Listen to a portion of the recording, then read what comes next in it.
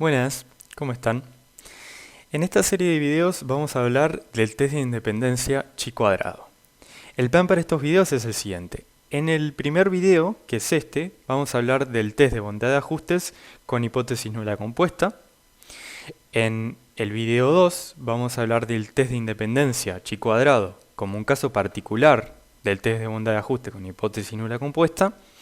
Y en el video 3 vamos a hacer la resolución de un ejercicio en donde vamos a aplicar lo que vimos en el video 2. Entonces arranquemos con lo que nos toca para este video, que es el test de bondad de ajuste con hipótesis nula compuesta. Entonces, ¿cuál es el contexto de este test? Vamos a considerar una muestra x1, xn de variables aleatorias y d que sean discretas, que toman valores en x1, xk, según un vector de probabilidades p1, pk, donde p sub i es la probabilidad de que, por ejemplo, la primera de ellas valga el valor xi. Una aclaración antes de seguir: el test de chi cuadrado se puede hacer para variables aleatorias que sean continuas. Lo que se hace es una discretización del recorrido de las variables aleatorias, pero nosotros vamos a tratar solo el caso discreto. Pero se puede hacer para continuas también. Entonces, ¿cómo es el contexto? Entonces tenemos x1, xn, variables discretas que toman valores finitos, k valores finitos, y tenemos con ciertas probabilidades según un vector p. Entonces, lo que podemos hacer, una vez que tenemos la muestra, es ordenarla en una tabla. ¿Y cómo la vamos a ordenar? Vamos a plantear así. Vamos a considerar el valor x1 y vamos a mirar en mi muestra x1 hasta en la muestra x1 xn, x grandes en este caso, vamos a ver cuántas de esas variables aleatorias tomaron el valor x1. Me da un número en particular y a ese número le llamo n1, que es entonces la frecuencia absoluta de veces que apareció el x1 en mi muestra. Ahora hacemos lo mismo para el x2. Vamos a nuestra muestra, contamos cuántas veces apareció el valor x2 y a esa cantidad de veces le llamamos n sub 2. Y hacemos lo mismo para todos los valores x1, xk, y obtenemos entonces las frecuencias absolutas. Observemos una cosa. Estos valores n1, nk cumplen una cosa que es la siguiente: la suma de los n sub i de igual 1 hasta k me tiene que dar n, es decir, la cantidad de valores de mi muestra. Bien, entonces, ¿qué es el test de bondad de ajuste con hipótesis nula compuesta? Lo que nosotros queremos ver o testear es si mi vector de probabilidades p, de acá, es igual a un vector de probabilidades p que depende de un parámetro θ, o sea que lo vamos a escribir como p sub 1 θ hasta p sub k θ, donde θ es un parámetro que no lo conocemos, que tiene dimensión s. Entonces θ va a ser θ1 hasta θs. Entonces, la hipótesis nula que estamos planteando es que mi vector p es igual a p de θ. Entonces vamos a poner un ejemplo para entender bien cómo es esto de la hipótesis nula. Supongamos que tenemos nuestra muestra y queremos testear si la muestra es binomial de parámetros n y pi, donde solo pi es desconocido. Entonces, n, que es en la binomial la cantidad de experimentos que yo realizo, lo estoy suponiendo que lo conozco o lo estoy fijando, y pi es en esta parametrización que estoy usando es la probabilidad de éxito. Usualmente nosotros en una binomial la parametrizamos con n y p, pero como p ya lo utilicé para el vector de probabilidades, le voy a llamar pi a la probabilidad de éxito. y pi es lo desconocido, es la probabilidad de éxito es desconocida. Entonces, si estamos en este contexto, la hipótesis nula que había escrito acá, p igual p de tita, se convierte en este caso, en este ejemplo, ojo, en el ejemplo de la binomial, se convierte en esta hipótesis nula, que para todo i de 1 hasta acá, p sub i, que son mis vectores de probabilidades de los originales, yo estoy intentando testear si efectivamente tienen esta forma, la forma de una binomial, que es combinaciones de n tomadas de i por pi a la i por 1 menos pi a la n menos i. Este es el contexto entonces de hipótesis nula compuestas, hipótesis nulas que dependen de un parámetro. Ahora bien, nosotros no conocemos ese parámetro, entonces de alguna forma vamos a tener que estimarlo. Y lo que vamos a hacer para poder testear esta hipótesis nula es plantear el estadístico de razón de verosimilitudes. Entonces, ¿cómo nos va a quedar el estadístico de razón de verosimilitudes en este caso? Una aclaración antes de seguir: el estadístico de razón de verosimilitudes es general, siempre tiene esta forma, es el supremo de la verosimilitud bajo H0 dividido el supremo de la verosimilitud en todo mi espacio paramétrico. Esa es la forma general del estadístico de razón de verosimilitudes. ¿Cómo va a ser en este caso?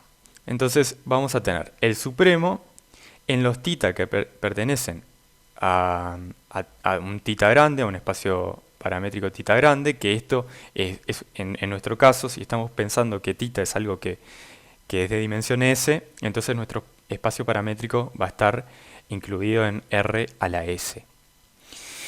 Y bueno, la verosimilitud la estamos pensando que depende de tita, en este caso, bajo H0, nosotros estamos asumiendo entonces que P es igual a P de tita. Entonces, bajo H0, nuestras probabilidades dependen de tita.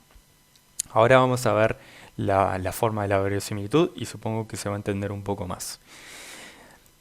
Y la verosimilitud en principio podría depender de toda mi muestra, de los valores que toman la x1 hasta xn, estas variables aleatorias, esto quiero decir. Podría depender de los valores que toman estas variables aleatorias, pero como yo ya hice este agrupamiento en el que agrupo los valores que tomaron de acuerdo a los valores que puede tomar la variable aleatoria, o sea, yo ya hice este agrupamiento en donde obtuve las frecuencias absolutas n1, nk, voy a usar mi verosimilitud dependiendo de esas frecuencias. Bueno, y esto entonces sería en el numerador el supremo de la verosimilitud bajo H0. Y en el denominador tendría el supremo en todo mi espacio paramétrico. ¿Y cuál es el espacio paramétrico? Bueno, el espacio paramétrico en este caso es P, donde son todos los vectores de probabilidades posibles. Que lo escribí de esta forma, son los P sub 1 hasta P sub k, que viven en R a la k, tales que todos los P sub i están entre 0 y 1 y la suma de los P sub i me da 1. ¿Por qué es esto? Bueno, porque nosotros estamos testeando si P, que es un vector de probabilidad, es igual a un cierto P de tita. Entonces, todo el espacio de posibles P es este que acabo de escribir. Entonces, vamos a ver cómo nos queda la verosimilitud. La verosimilitud tiene la forma multinomial. La verosimilitud, entonces, bajo H0 es L de tita, que depende de n1 hasta nk, es n factorial dividido n1 factorial por n2 factorial por bla bla bla hasta n sub k factorial. Por la probabilidad p sub 1 tita a la n1 por p sub 2 de tita a la n2 y así hasta p sub k de tita a la nk. Esto es simplemente la distribución multinomial. Aquellos que no estén familiarizados con la distribución multinomial, voy a dejar un link abajo que explica por qué esta distribución. O sea, esta es la distribución multinomial. Bueno, usualmente, a ver, nosotros lo que queremos, volviendo al estadístico de razón de verosimilitudes, nosotros queremos tomar el máximo de la verosimilitud bajo H0 y el máximo de las verosimilitudes en todo mi espacio paramétrico.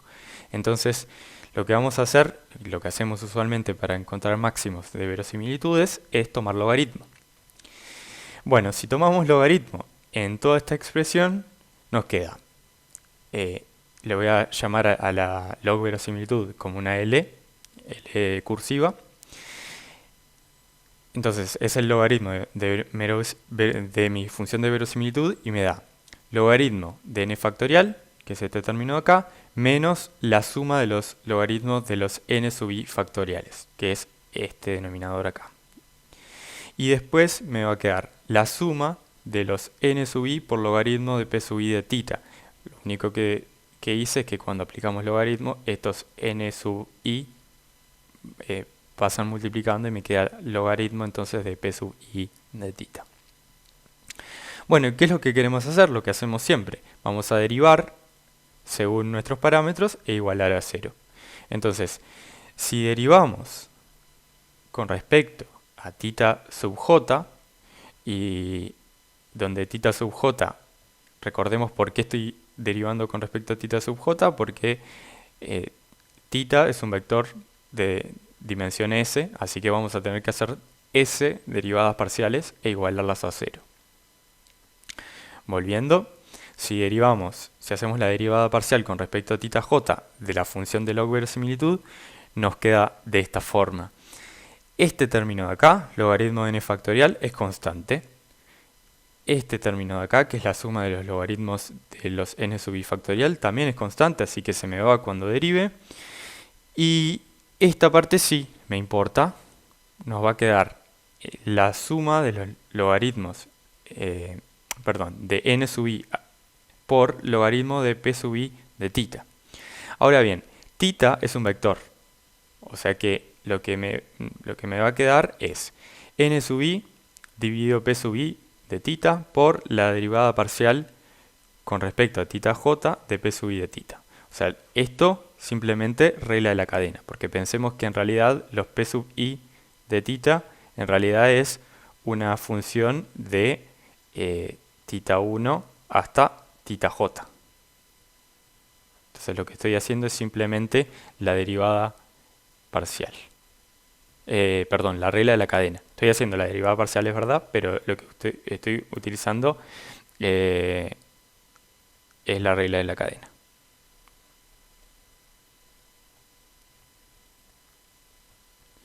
Bien, entonces lo que queremos hacer es igualar a 0 y encontrar una expresión para los θs. Entonces vamos a hallar esto. A ver si me falta una partecita. No. Ahora, antes de seguir, veamos una cosa. Esto acá es una expresión que yo no sé resolver, porque yo no tengo la forma específica de los p sub i de θ. Si yo estuviera como en el ejemplo, acá, en este ejemplo que había mostrado de la binomial, yo tengo una forma explícita para p sub i. En este caso, es p sub i, sería un cierto p sub i que depende de pi, que era la probabilidad de éxito en la binomial. Yo acá podría hacer la derivada parcial.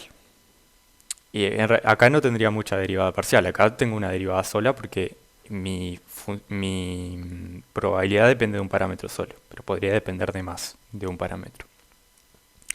Bueno, entonces ahí tendría una fórmula explícita para mi derivada parcial, pero acá, en el caso general, yo no tengo una fórmula explícita para la derivada parcial con respecto a θj de p sub i de θ. De vuelta porque no conozco la forma de los p sub i. Entonces, lo vamos a plantear de esta forma. Vamos a llamarle θ gorro al estimador por máxima verosimilitud de θ. Que el estimador por máxima verosimilitud de θ lo vamos a hallar, vamos a tener una fórmula general, una fórmula explícita para él, una vez que nosotros hayamos fijado la forma de P de θ. Pero en este caso, como no tenemos una fórmula, lo estamos haciendo en el caso general, voy a llamarle simplemente θ gorro al estimador por máxima verosimilitud y listo. Entonces, el numerador de mi estadístico de razón de verosimilitudes, ¿cómo nos queda? Nos quedó el supremo en θ perteneciente a θ mayúscula de la función de verosimilitud, que es simplemente evaluar mi verosimilitud en θ gorro, que es el estimador por máxima verosimilitud. Entonces, con eso llegué al numerador, a la forma del numerador. Ahora vamos a hallar el denominador.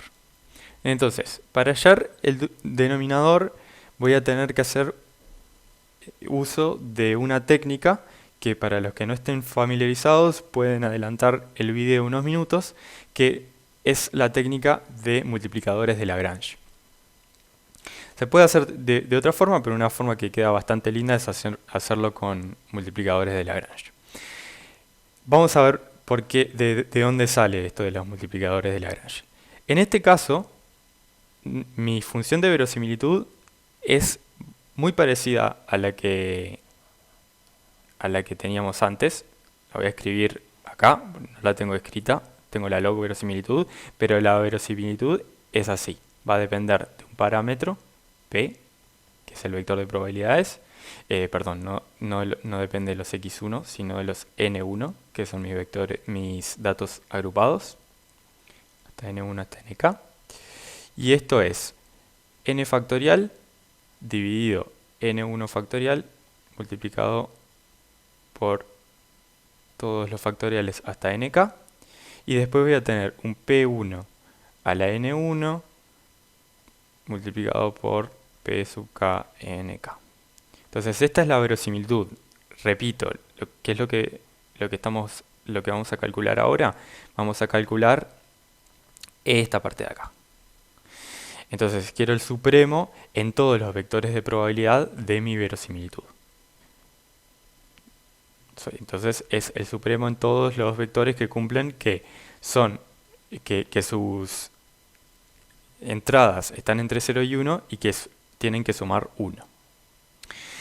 Entonces vamos a volver. Estábamos por acá.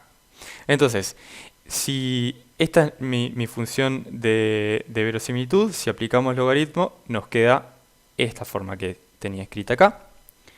Logaritmo de n factorial menos la suma de los logaritmos de los factoriales más ni por logaritmo de p sub i. Entonces acá es donde entran los multiplicadores de Lagrange. Nosotros queremos el lugar en donde se maximiza la log verosimilitud y quiero entonces los p sub 1, p sub k, en donde se maximiza la log verosimilitud. Pero, y acá es donde entran los multiplicadores de Lagrange, quiero que la suma de los p sub i sea igual a 1 y además que los p sub i estén entre 0 y 1. Entonces estoy haciendo una maximización, pero con respecto a una restricción. Quiero que estoy haciendo una maximización en RK, pero en realidad estoy haciendo esto sujeto a que estoy en este conjunto, que es el conjunto de los puntos, tales que la suma de i igual 1 hasta acá de los p sub i da 1 y cada una de las entradas está entre 0 y 1. Bueno, entonces, ¿cómo hacemos esto de los multiplicadores de Lagrange? Bueno, la típica técnica. Vamos a plantear la función de Lagrange, que es lo que yo quiero maximizar, en este caso la log verosimilitud, y voy a poner un multiplicador de Lagrange lambda, y acá voy a poner mi restricción, que es que la suma de los p sub i da 1, entonces quiero esto es lo mismo que la suma de los p sub i menos 1 es igual a 0. Entonces esta es la función, mi función restricción. Vamos a borrar eso, porque no queda muy bien escrito si lo pongo así. Entonces, para resolver esto vamos a derivar primero con respecto a p sub j y después con respecto a lambda e igualar a 0 todas esas derivadas. Si nosotros hacemos la derivada parcial con respecto a p sub j y lo igualamos a 0, ¿qué obtenemos? Vamos a ver cómo era la función de verosimilitud, de log verosimilitud, perdón.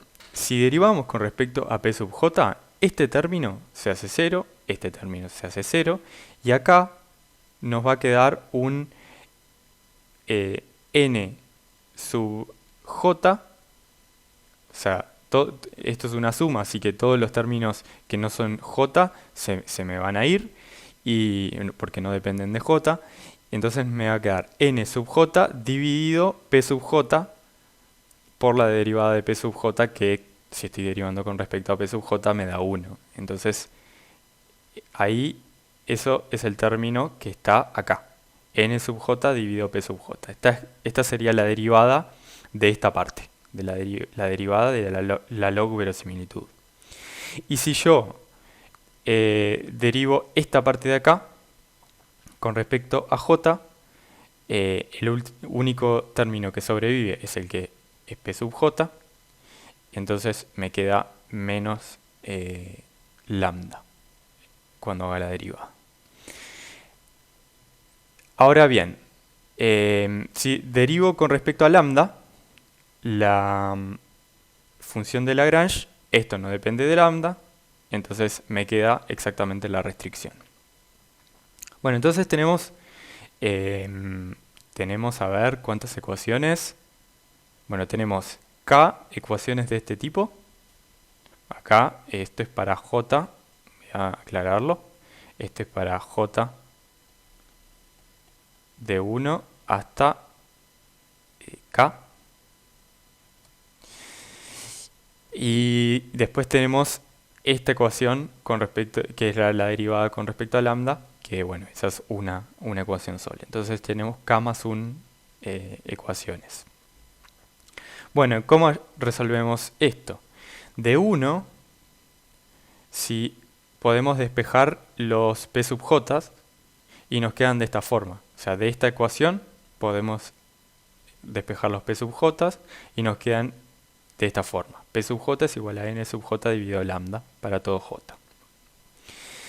Si sustituimos esto que hallamos acá y lo ponemos en esta sumatoria, nos queda esto. Que la sumatoria, a ver, acá mezclé. Vamos a poner esta que sea la sumatoria en j. Así queda bien. Bien, entonces si sustituimos la forma que hallamos acá de los p sub j, nos queda la sumatoria de n sub j dividido lambda menos 1. Acá dice algo que no está muy bien. No, está bien, porque esto es así. Esto es así. O sea, hay paréntesis. Ahora sí. Porque lo que hice en el siguiente igual es sacar el lambda, porque es de factor común. Entonces nos queda 1 sobre lambda, suma de los n sub j. Sí, vamos a ponerle paréntesis. ¿Y se acuerdan lo que dije al principio? A ver si hacemos un repasito de lo que vimos al principio. Esto es lo clave, la suma de los n sub i da n, porque es la suma de mis valores de la muestra agrupados. Entonces, eso es lo que voy a usar acá. La suma de los n sub j me da n, entonces obtuve n sobre lambda menos 1, tiene que ser igual a 0. O sea, es simplemente la ecuación 2, sustituí esto que está acá. Si despejamos acá lambda y lo sustituimos en esta fórmula de acá, repito, despejamos acá lambda, nos va a quedar que lambda es igual a n. Entonces, si sustituimos en esta fórmula de acá, nos queda que los p sub j, entonces son n sub j dividido n. Que es bastante lógico, ¿no? O sea, ¿cuál es mi mejor estimación de los p sub j? Bueno, agarrar cuántos valores en mi muestra tomaron el valor x sub j y lo divido entre el total de mi muestra.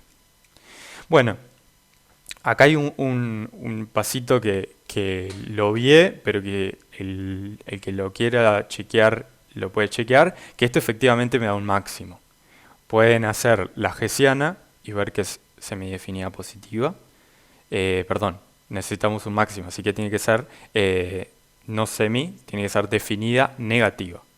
Perdón que lo dije mal. Entonces, pueden chequear que esto efectivamente es el máximo. Yo lo estoy obviando, entonces los P sub J por máxima verosimilitud, mi estimador por máxima verosimilitud de P sub J, entonces es N sub J dividido N. Si yo ahora sustituyo en mi función de verosimilitud esto que hallé,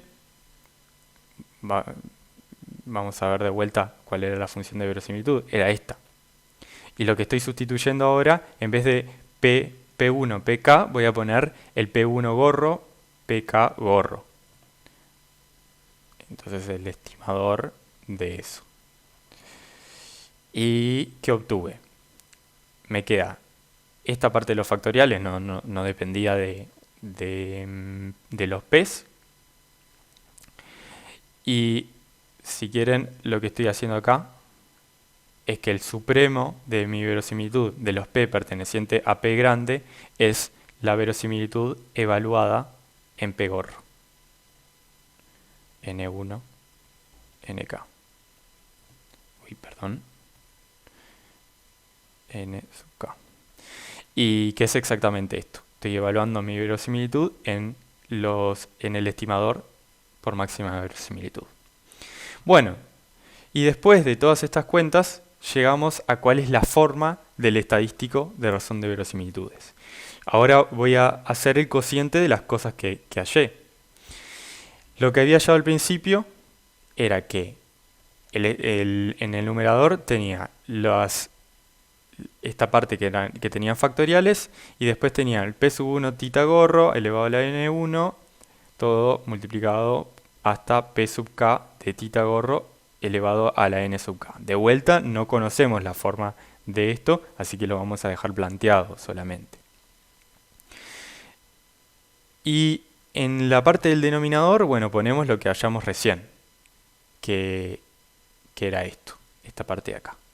Bueno, esto se va con esto, así que si ordenamos un poco esto, vemos que hay cosas que están elevadas a la n1, así que las puedo agrupar, cosas que están elevadas a la nk, que las puedo agrupar, y bueno, para escribirlo de una forma más sintética, lo escribí con la productoria. Entonces, este es el estadístico de razón de verosimilitudes.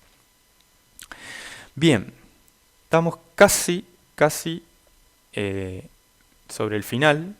Ahora, lo que quiero considerar es otro estadístico, que es le voy a llamar un estadístico Q sub P. Capaz que hay muchos P's, pero este P no tiene nada que ver con los otros P que había llamado. Este es el estadístico de Pearson, por eso la P. Que depende de N1 NK. En el anterior, sí, pensé que no había puesto N1 NK, pero obviamente este estadístico depende de los valores que tomen la muestra, ¿no?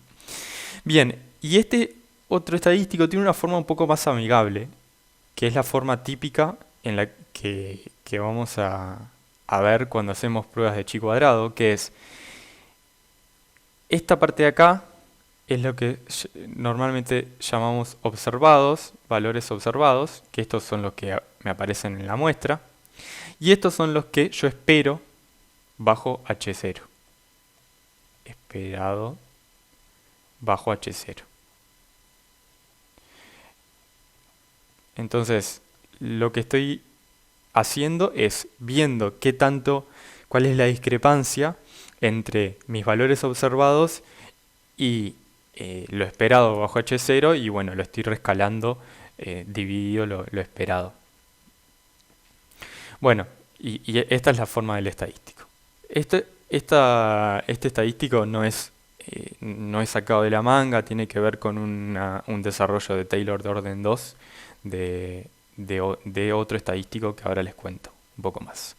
Bueno, y el teorema con el que vamos a terminar este video es el siguiente.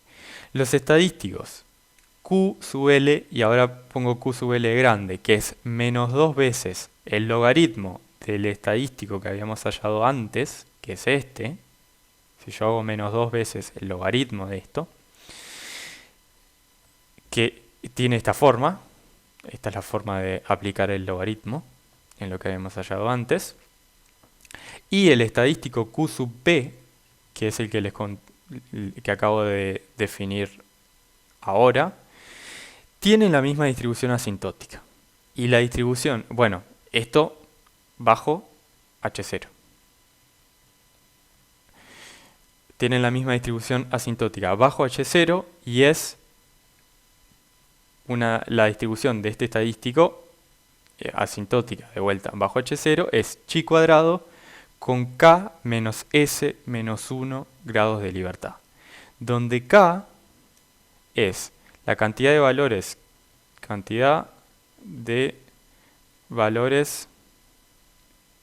de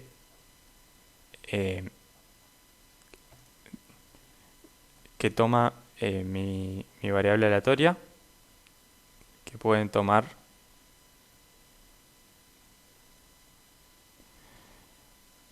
los x1, que puede tomar x1, vamos a poner.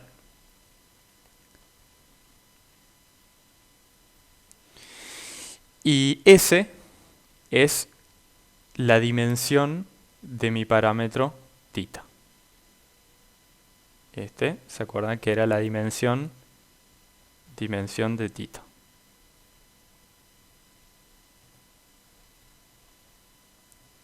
Entonces, lo que les decía de que es un desarrollo de Taylor de orden 2, este Q sub P está relacionado con un desarrollo de Taylor de orden 2 de este estadístico.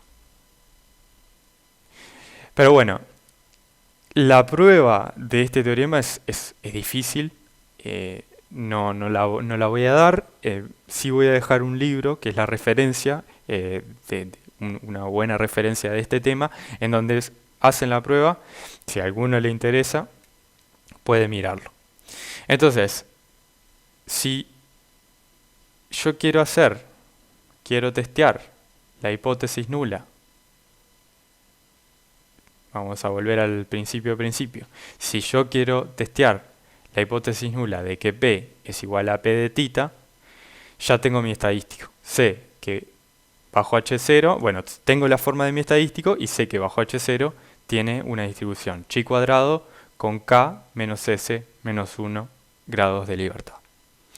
Y con esto terminamos esta primera parte de la serie, que es test de bondad de ajustes con hipótesis nula compuesta. Entonces, nos vemos en el próximo video. Muchas gracias.